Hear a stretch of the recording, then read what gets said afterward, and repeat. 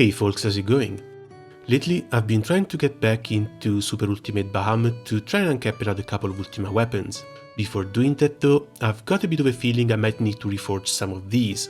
Also, there's a total of 6 cores available and having more options is not going to hurt. When it comes to their elements, they don't actually matter too much. Ultima weapons of any element can be used as a grid piece and still provide their bonuses. They can potentially be used as main hands in some situations, but the charge attack is only a 30% elemental attack up and a 30% double attack up. For the most part, there's going to be better options out there. Another case for which the elements might matter would be as an offense slot for Chrysaor, Viking and Yatromantis, so I want to look a bit into those options too. So let's open a spreadsheet, head on over to the wiki and start sorting characters for weapon types. First in line are Sabers, with Fire having plenty of characters. Water has Gwyn, Summerjan and of course Maria. Add the Relic Buster, Berserker or Viking and it could find a slot in here too. For Earth it's Satyr, Alex, Monica and I have none of these three. Steel, MC and an eventual 150 trio would be a neat plus too. Wind has gotten some nice Saber characters lately. Hopefully there will be a 5-star Alicia sometime soon. Not to mention it would add another slot to the Sette di Spade, that's another X there too. For Light, no 10 out of 10 characters, so it's a bit of a harder sell. Aglovale and Jan can work fine with others too. Lastly, Dark, and Fidel is Sword Spec? That's new. Hopefully they will also take Olivia out of the memory hole before the end of service. Until then, not much use for an Ultima sword. 4 out of 5 elements is a pretty good score though. Now let's check out the other options. For Fire, we start with the Lord of Flames. Not that great since it only has a nuke plus synced, but usable. On a similar line, the Ushumgol. The Extinction Blade has an unworldly charge attack, but also drains 30% HP off of MC. Gotta watch out for that. The Seraphic has been a great main hand so far, but this is what we're trying to replace, and I think that's about it. When talking Zerker or Viking though, we've got the Dark Opus, the Crimson Scales, as well as the Astral Axe with its extra Echo passive, so we should be covered there. Water has the Rise of Justice, which looks neat, but again, it eats up MC's HP. The Astral has been a staple for sword classes for a long time, and I don't think it would be replaced soon. And that looks to be it. On the X's side, we've got the Zwanhu with the 10% damage cap up, or since you're already running up to 3, the Wandus X. Water looks fine too. Next, Earth. Hunting I don't think I want to consider. If you can get it, it's great, but for me it will be a Christmas 2024 peak at the earliest. So while I get there, I might still consider an Ultima. World Ender is looking like another good option too, followed by the last Sashivar for the elemental switch. You need to run an extra EX weapon with this though, and Kame 5-star is going to take over the elemental switch role, so I don't know if I want to count this one. Neither the Magna options look very appealing too. On the X's side, Collapse of the Tower and Akasha X can be decent main hands, while the Alexiel one can sit in the sub slot. Viking seems to be doing alright, but if I want to run a Relic Buster in Magna, I think an Ultima Sword main hand isn't going to hurt, so this is where the first vote goes. For Wind, Evanescence looks like a katana, but it's actually a sword, and a pretty good one at that. Cleom would be another grand option, while the Wind Hose has been a decent general weapon for a while, and the awakening it got made it a little bit better as well. Then there's the Sette di Spade, but like the Wind Hose, these two would be better for a charge attack based setup. A Wind Ultima as a Magna main hand could definitely see some use. On the X's side, the Toothache and Suffering is a fun option for Lich and Ennio. Then there's the Manjet and its really useful delay on charge attack. Still, with the Rise of Mana Diver, I don't know how many Vikings and Relic Busters we'll see running around. Next up, Light, the sword element. There really shouldn't be any reason to make a Light Ultima sword when the Dark Opus exists. The Sunblade would be another option for lower end grids too. For Dark, the Bloodgun can still be a decent main hand, followed by the Fallen Sword, which is coming back now that 3 ES grids are a thing. Magna has access to the Fedial Spine, which is enough.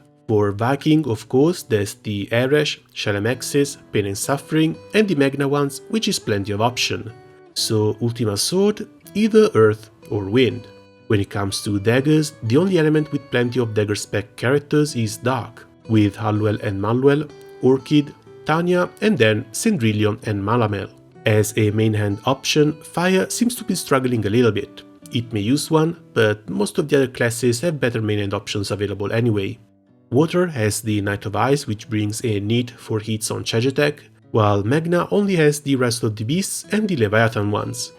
Earth has got the Jackknife and the Ben ones, with the rest of the beast one being a bit of a niche weapon. Wind should be more than fine with the Love Eternal, Reunion and Iwia daggers. Magna suffers a little bit, but then again, Menadiver uses staffs anyway. Light has the Arc and the Taming Sari, but nothing for Magna. On the dark side, the Eternal Signature brings more stackable debuffs, but these shouldn't really be needed. Then there's the Parazonium, which also got the Awakening, and of course the Pain of Death. The Bloody Scar has also been a pretty good dagger as well back when I was using Doctor in Belial raids. The Ultima dagger might end up on the lowest priority. So let's check the spears. Plenty of fire characters would benefit from it. Not the 10 out of 10s, but Nemone, Athena, Anila, Kumbira and Shiva. One to use in water looks almost mandatory with all these spear spec characters. Earth is a bit empty, but Wind has Grimnir, Anila, Katura and Enyo down here, so maybe one wouldn't hurt. For Light, again, none of the 10 out of 10s, but Jan, Kumbira, Vira and Summer Shiva. Wouldn't mind one if I ever feel like leaving something on auto. And again, nothing for Dark. A little less common than Saber, but 4 out of 6 elements kind of means I've got to get myself one. When it comes to offhand options, spears only go in combo with the Atromantis, and on that, you often want too. Fire doesn't seem to have that many. 12th Vertex, Hollow Sky, the Trick Serpent brings a nice echo, but it's linked to Halloween Azazel and is a Halloween limited. Bambonet could potentially still be useful, but that's about it. Water opens with the Bident, and I'm still going to claim I like this weapon, even more now that it has Awakenings. Atlantis has an unworldly charge attack, but also damages MC. Europa Spear has Unchallenged and Clear, while the Wamdu Spear can still be a thing on crit grids, I guess. Earth has the Cerastes, Binds of the Hangman, and the rest of the Beast Spear with Armored. Wind already has a very strong option with the Dark Corpus, the Lupercalla is also pretty good, and if you need a double dispel, there's the Xeno. Light has the one long spear that protects from charge attack seal, as well as the Astral one, even if this one should be on its way out. Lastly, Dark with its Fedial Spear and Advocatus Diaboli. The spear could honestly go to any element. Dark seems to be lacking main hands but doesn't have the characters to make use of it, so I'm thinking fire, water or light. Next up, X. There actually aren't that many X characters, and they seem to mostly be in fire, earth and light. Dark would be a bit of a maybe, but I think an Ultima X counts towards the Eternal Signature skill even if it's on different elements. Availability wise, we basically already checked. Fire's fine, water has a couple, both earth and wind have decent options, so the one that might benefit the most from it would probably be light, to avoid relying on Certificus and replace the Luo Horn with an extra cap up from it. So we move on to Staff. Looks like all the elements could use it. Got a few characters in fire, we have Shalem and Clarice in water, plus both Maria Theresa and Harcelia. A bit light on earth characters, but light picks the number up nicely, while dark has some casters that might like it. Another 5 out of 6 usage weapon. Nice. Elements wise, Tropical Fairy looks like a bit of a fun weapon. Magna can use the Shiva staff, and that's the Atom one that brings heal and clear. Water has got the Dark Corpus, so it's more than fine with that. The Drank Ball could be useful too for the mirror image spam if you don't want to run Societe. Earth has gotten the Galleon staff and the Astral, which is still used, but I'm afraid that's basically it. Wind has the Theater of Temperance, which is amazing and I should really work on more. Magna also uses the Spoon, so Wind should be fine too. For Light, the Grand Keg staff looks pretty cool. It creates a green potion on charge attack. The Ganbantain has gotten an attack or skill awakening, but it only brings healing, and I don't see anything else interesting. Might actually go ahead and make the Ultima light. Dark has the Agestia with tank and counter, which sounds cool, as well as the Bige for an AoE mirror image. Next up is Gun, and when it comes to characters, they seem to be a bit scarce. Fire only has a couple, Water has Gwyn, Erika and Licia, Earth has Ilnot and Kukuro, which are pretty cool, but Wind is a bit of a desert. For Light, I don't think you'd run an Ultima gun if Nehan is the only one benefiting from it, and for Dark, it would be just Ilsa and Black Knight. When it comes to classes, Soldier might be a fun pick too, but it might be better to run with a John Doe over the Ultima gun. The Super Ultimate Bahamut bullet on the 4th slot means it wastes the 5th and 6th shots.